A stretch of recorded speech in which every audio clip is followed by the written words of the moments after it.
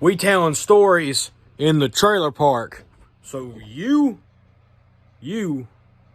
should subscribe, Bo. So this story starts off when I got off of work. I'm cruising home from work. I get home.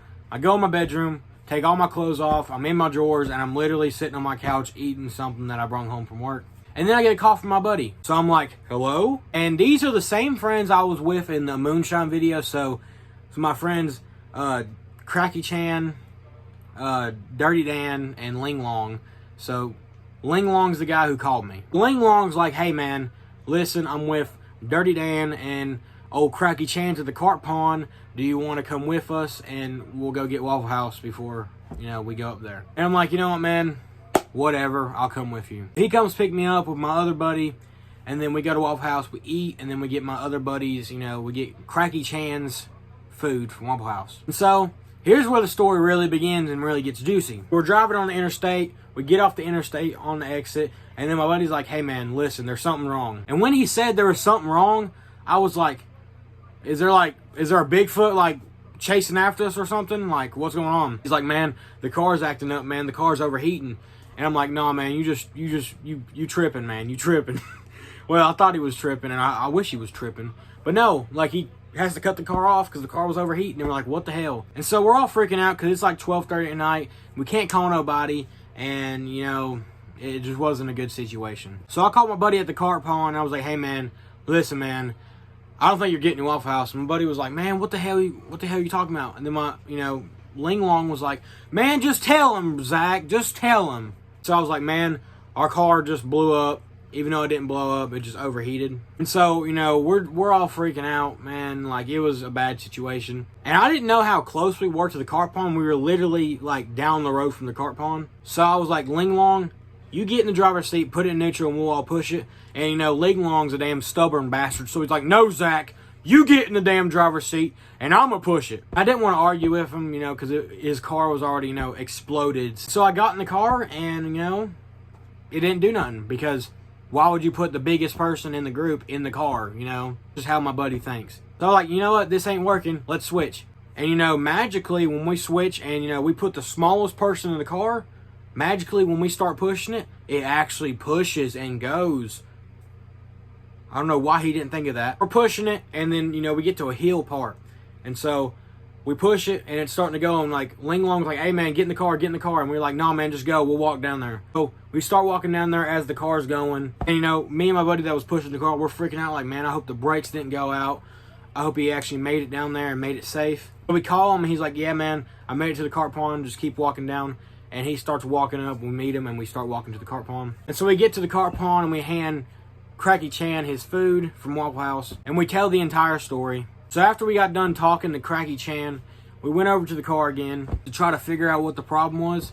We checked the oil, we checked the water, and we were like, maybe they don't have enough water. So we go over to the shack, and we asked for water. They gave us a bucket. We put water in the car, didn't fix the problem. When we checked the oil, it looked like it had low oil, so we were like, all right, maybe the oil is the problem. So we go over to the carp pond shack again, and we asked, hey, do you got any oil? And they're like, no. And there's a guy sitting at the table at the carp pond shack. He's like, well, are y'all over 18? And do you have your license? And we were like, yeah, we have our license. We all have our license. So he's like, well, I'm drunk, because he was drunker than hell. He's like, well, I'll let one of you boys drive my truck to the gas station, get you some oil, and I'll ride with you as long as you got your license. And we were like, okay. So we look inside this dude's truck, and there's beer everywhere, packs of beer everywhere. There's rifles in the passenger seat. And we're like, what the hell? What are we getting ourselves into? So we all get in a truck, but before we can get onto the road, I'm like, listen, I'm not doing this. So I got out and I was like, listen, y'all, call me when y'all get to the gas station and call me when you're getting back.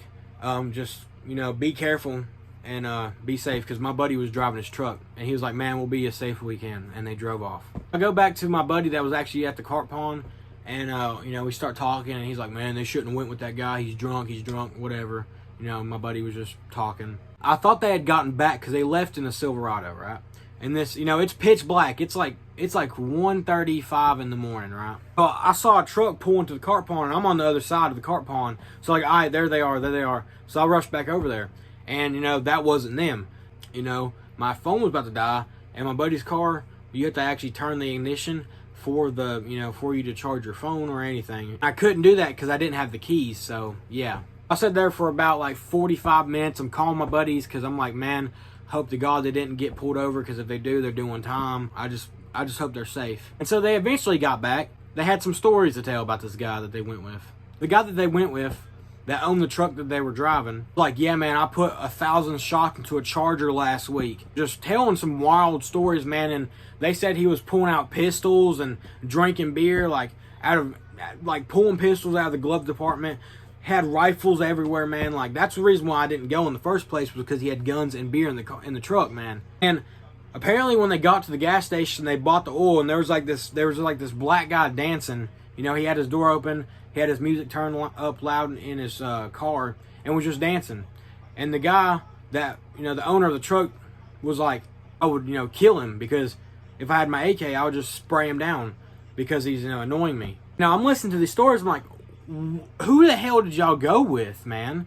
Like, did we just meet a serial killer at the cart pond? And so, you know, the guy that they went with was trying to help us, you know, and just, I think he was just messing up the car at that point, because he was doing some random stuff, like pulling off random things, and was like, hey man, let me rev up the engine, and he started revving it. So we eventually get to the point where, like, okay, we got oil in the car, we filled it up with water, let's just go down the road.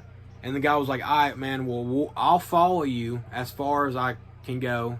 You know, I'll follow you, and just to make sure you get home safe. And by the way, the guy was drunk, like drunker than hell. Basically, to make the story shorter, the car started overheating again, but we would stop at certain points, let it, you know, cool down. And basically, the whole way home, we had to, like, if we're going down hills, we put it in neutral. And if we had to go up hills, we put it in drive. And just kept going until we got home. We eventually got home safe, but it took us, when we left the cart pond, it was 2:30, and we didn't get home till 5:50. So yeah, it took us hours to get home. I will never go back to Waffle House, because every time I go to Waffle House, something happens. So yeah, that was a crazy experience that I had.